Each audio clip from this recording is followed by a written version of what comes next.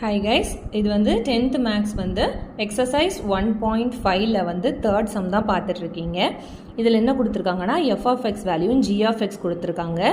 இதில் என்ன ப்ரூவ் பண்ண சொல்லியிருக்காங்க? show that f of g equal to g of f equal to x அப்படின்னு ப்ரூவ் பண்ண சொல்லியிருக்காங்க. ஓகேவா, ஃபஸ்ட்டு வந்து f of x எடுத்து எழுதியிருக்கோம், g of xயும் எடுத்து எழுதிட்டோம். ஓகேவா, இதில் வந்து என்ன கொடுத்துருக்காங்க? f of g, first f of g கண்டுபிடிப்போம். f of g of x equal to g of x value உள்ள போட்டுருவோமா? அப்புறம் f of x plus 1 by 2 கொடுத்துருக்காங்க. அப்போ x இருக்க இடத்துல x plus 1 by 2 போடணும். கரெக்டாக? அப்போ 2 into x plus 1 by 2, இந்த 2 கேன்சல் பண்ணலாமா? கேன்சல் பண்ண அப்புறம் x plus 1 minus 1 இருக்குது. plus 1 minus 1 நம்மளுக்கு 0 ஆயிரும். அப்போ f of g வந்து x வந்துருக்கு. ஓகேவா, g of f அடுத்தது g of f வந்து g of f of x எழுதலாமா? எழுதியாச்சு. அடுத்தது g of f of x value இருந்தது 2x minus 1. ஓகேவா, போட்டிருக்கோமா?